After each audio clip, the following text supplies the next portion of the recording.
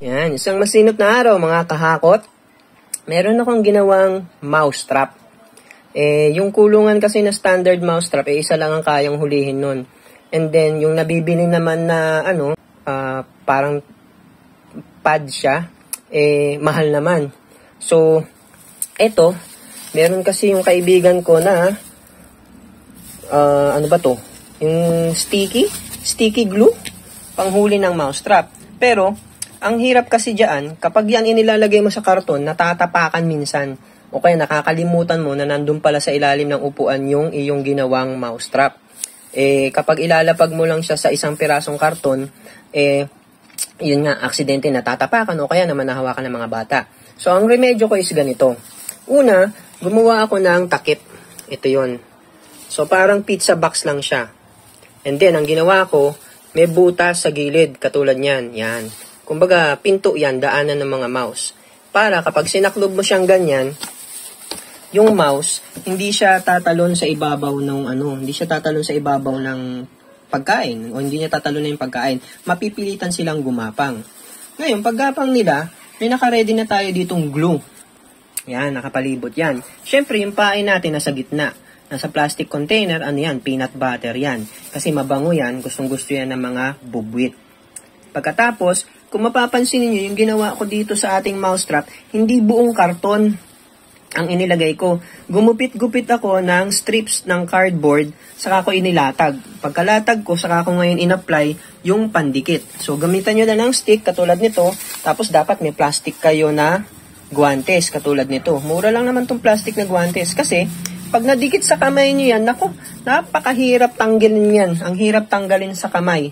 Hindi ko lang alam kung ano yung pantanggal niyan, pero ang tagal matanggal. Yan. So, bakit putol-putol? Kasi ganito yan, mga kahakot. Halimbawa, yung mouse, lumakad, and then nadikit siya sa isang part nitong mga karton. Siyempre, kung isang buo yan, ibig sabihin, hindi mo na kasi matatanggal yung mouse dyan. Kahit hawakan mo yun o gamitan mo ng pliers, ay aangat mo, hindi mo na siya matatanggal dyan. So, ang pinakamadaling solution is, mga cardboard strips katulad nito. Para kung may madikit dito sa isang to, katulad nito, pag may nadikit dito, tatanggalin mo lang tong cardboard na to. Ay kung nadikit do sa dalawa, di yung dalawang cardboard lang ang tatanggalin mo. And then, papalitan mo siya ng ganito ngayon. Okay? Now, kaya paano naman natin nadikit yan dyan? Ginamitan ko lang siya guys ng mga kahakot ng packaging tape. Ayan niroll ko lang yung packaging tape.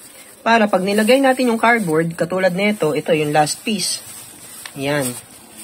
Ay nako, ang hirap talaga pag isa lang ang kamay. Nako, makuha ka. Yan, ang hirap Isa lang kasi kamay gamit ko mga kahakot. Ayan ganyan kadikit yan mga kahakot Napakahirap tanggalin yan. Hindi ko lang alam kung saan nabili nung kaibigan ko tong pandikit na to. Yan. So, kaya kailangan mo talaga ng stick na ganito pang apply. And then, saka mo ididikit yung mga board. Pero ito, para mapakita lang sa inyo, ididikit mo lang yan dito. Yan, ganyan. Diba? So, in place na yan. Hindi na siya basta matatanggal. Para kahit binubuhat ninyo yan, diba? Okay na. Diba? So, hindi na kayo mahirapan. So, muli, pag may nadikit na isang bubwit, tatanggalin nyo lang tong cardboard, and then, dispose nyo na. So, kung gusto nyo ibaon sa lupa, pwede. Tama mo sa basura. Nako, mabaho nga lang. So, mas maganda sana kung mailulubog ninyo or maibabaon nyo sa lupa. Hanap kayong bakanting lote, libing nyo doon. So, ganyan na itsura niyan, mga kahakot. And then, hanap lang kayo ng pwesto para mailagay ninyo itong ating pain. And syempre, meron takip. Diba? Ayan, ganyan. Diba? Para at least, magalaw man siya, matamaan, o accidentally matapakan, hindi madidikit sa inyo yung mouse. And at the same time, yun nga, diba? Dual purpose yan. Hindi makakatalon yung mouse from here to here. So instead, mapipilitan silang gumapang. At saka isa pa, madilim sa loob. So mas ma-entice sila na pumasok sa loob at hanapin yung naaamoy nilang pagkain. I-pwest nyo na lang kung saan lagi dumadaan or pipiling nyo tumatambay yung mga bubwit and okay na kayo. You're good to go. So sana nagustuhan nyo itong ating tips sa paggawa ng mousetrap. And hanggang sa muli, isang masinop na araw mga kahakot.